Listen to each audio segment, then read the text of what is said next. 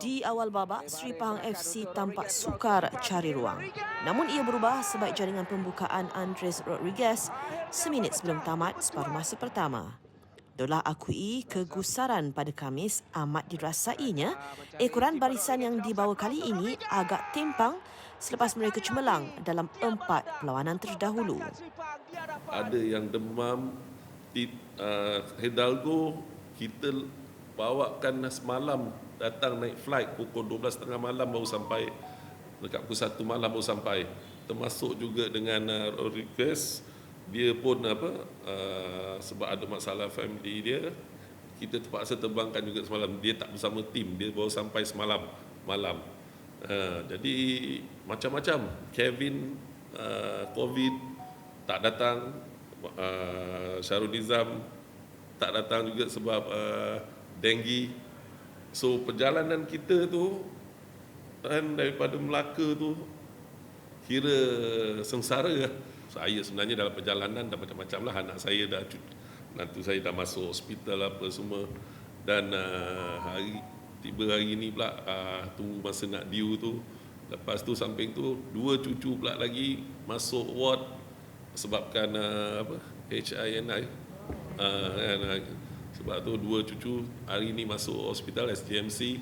Dan yalah, dengan berita yang agak baik dan agak risau juga, tapi kemenangan ni sebenarnya bagi saya lebih release semua.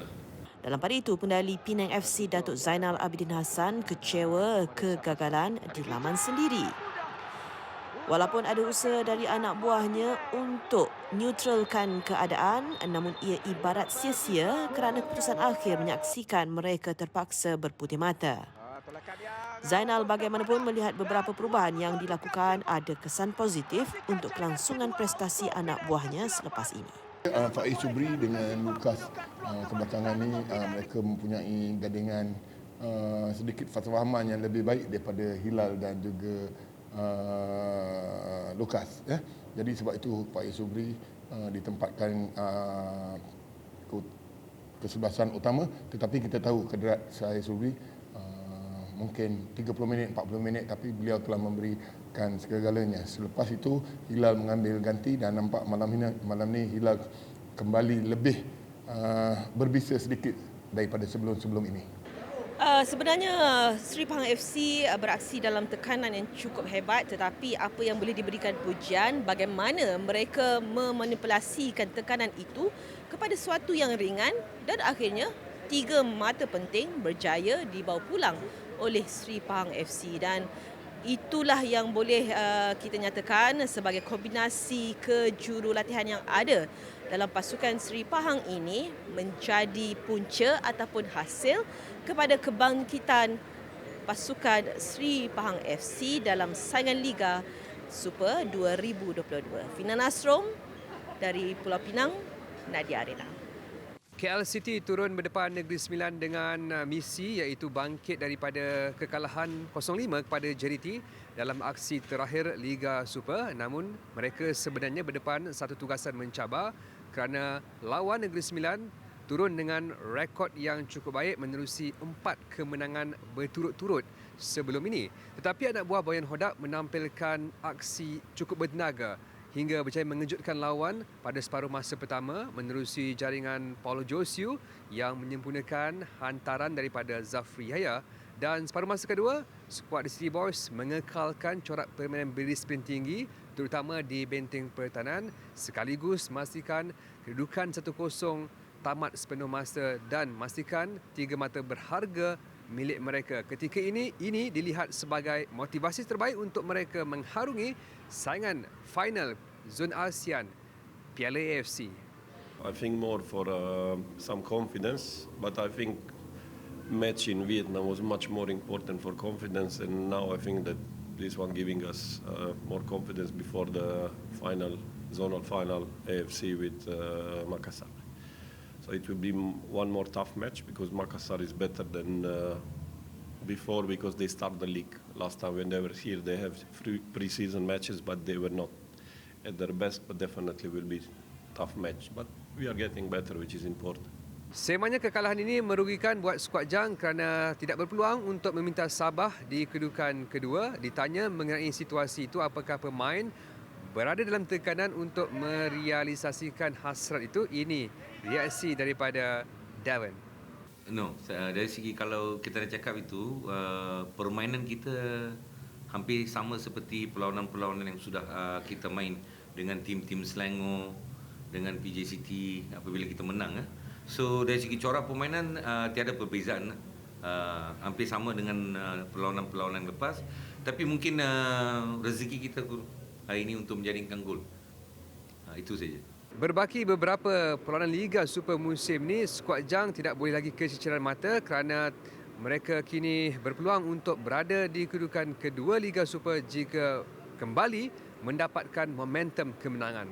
Zulhelmi Zainal Azam dari Stadium KLFA Ceras, Nadi Arena.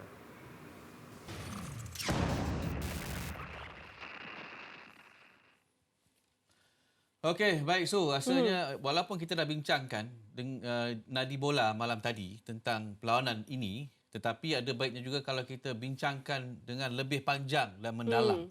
Betul. Selepas Negeri Sembilan tewas kepada pasukan KL City FC, jadi wartawan yang malam tadi cuba untuk Dia cover semua, dia tak tidur. memainkan perasaan menyokong Negeri Sembilan. Zul Elmi Zainal Azam. Zul, jangan senyum banyak sangat, Zul. Okey, Zul.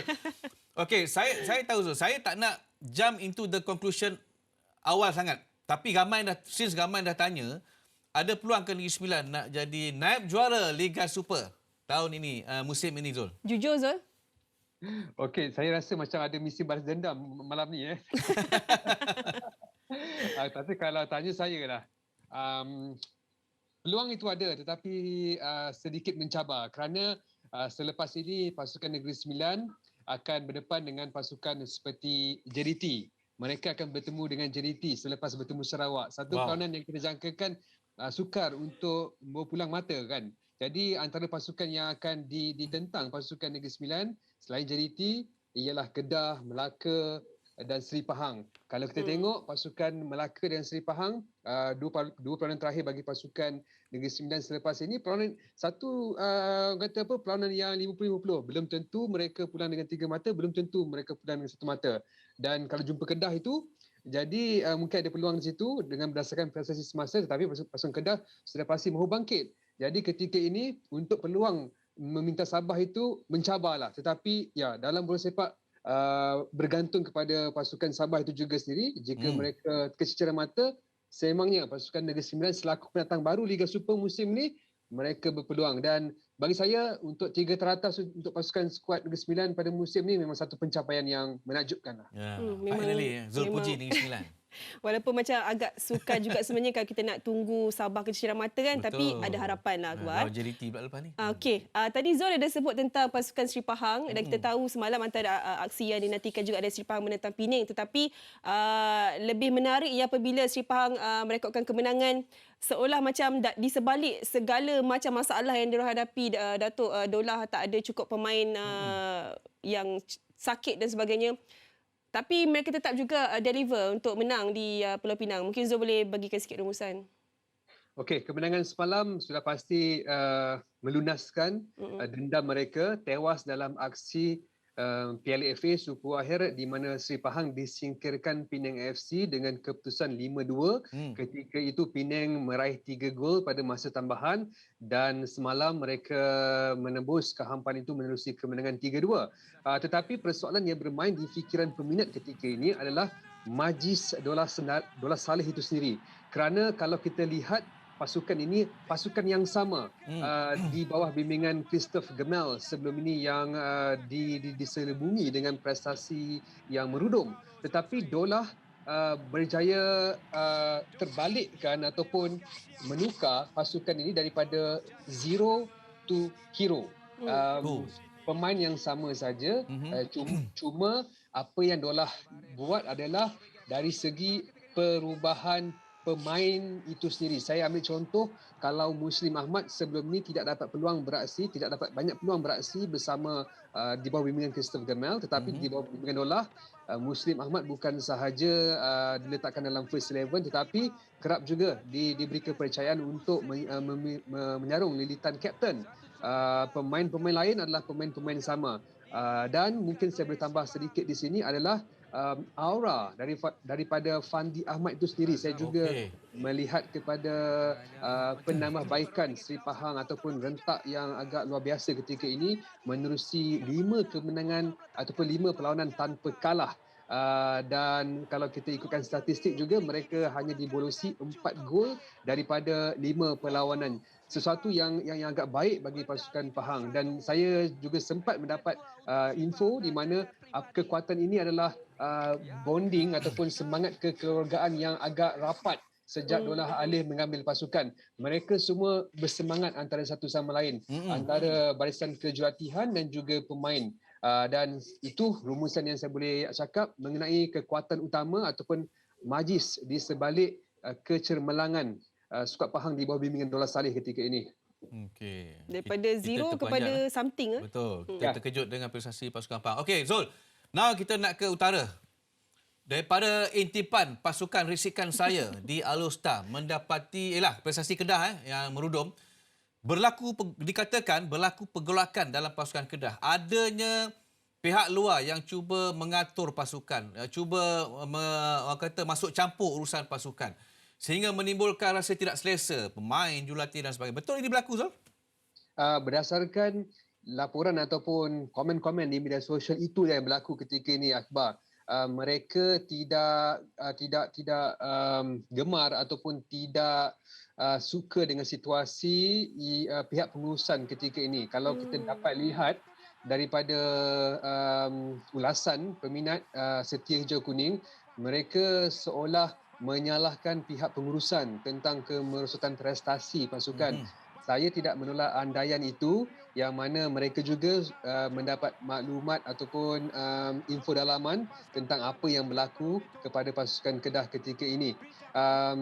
Saya juga difahamkan prestasi ini bukan disebabkan masalah tunggakan gaji ataupun masalah yang melibatkan tidak suka kepada jurulatih ataupun sebaliknya, tetapi ia yang seperti Akbar katakan itu rumus ataupun andaian peminat tentang ada campur tangan itu yang menyebabkan prestasi skuad hijau kuning ketika ini tidak menentu. Kalau kita ambil contoh ataupun melihat pada prestasi semasa mereka gagal untuk mencatatkan kemenangan ataupun hanya mencatatkan 1 kemenangan daripada 5 perlawanan terakhir. Dan ketika ini pasukan Kedah semakin jatuh dari segi kedudukan liga.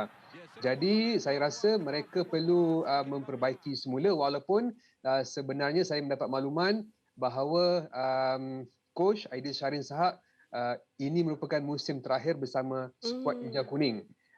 Jadi itu mungkin sedikit sebanyak menjejaskan prestasi Kedah. Tetapi ada juga peminat yang masih mengharapkan coach Adil kekal bersama pasukan selepas berjaya membawa pasukan ini ke saingan Piala AFC. Okey, bukan nak bercakap tentang sesuatu negatif, tetapi antara pasukan lain yang juga kita mungkin akan lihat ada masalah lah. PJ City yang belum lagi tamatkan badi kemenangan mereka. Mungkin Zul juga boleh berkongsikan sedikit ada masalah yang mungkin Zul dapat dengar daripada camp PJ City? Kita melihat pasukan PJ City ini adalah pasukan yang serba kekurangan lah, sebab kita tahu mereka tidak mempunyai barisan pemain import dan saya rasa perkara itu mula-mula dirasai oleh jurulatih Pimanium, dan mungkin pada ketika jurulatih ini juga sudah tumpu ataupun tidak boleh melakukan sebarang perubahan yang positif kepada pasukan. Tetapi kalau kita melihat kepada kedudukan semasa, mereka masih berada di atas Pulau Pinang, which is saya rasa masih berpeluang untuk berhasil dalam Piala Malaysia, dan sebenarnya tidak perlu untuk memberi satu rombakan kepada pasukan. Tetapi pada ketika ini mereka gagal untuk mencatatkan kemenangan saya kira dalam 9 ataupun 10 perlawanan. Saya percaya mungkin akan memberi tekanan kepada Pimanium selaku jurulatih dan mungkin akan menjejaskan kedudukan beliau, yang mana saya difahamkan dalam 3 perlawanan terakhir selepas mereka tewas kepada Negeri Sembilan ataupun Sri Pahang, Pimanium dituntut untuk membantu memastikan pasukan mencatatkan kemenangan. Tetapi sebaliknya mereka seri dengan PJ City dan mungkin 1 ataupun 2 perlawanan lagi akan menjadi perlawanan yang cukup penting kepada PJ City untuk masa depan Manium itu sendiri. Susah Okey, juga sebenarnya. baik. Banyak. Kalau ada satu orang lagi, tapi apa kita simpan. Terima kasih Zul. Robin Jahabin. Sama-sama Akbar dan juga Su. Oh, Jumpa dia nak lagi. sebut Hafizal, dia nak sebut Hafizal.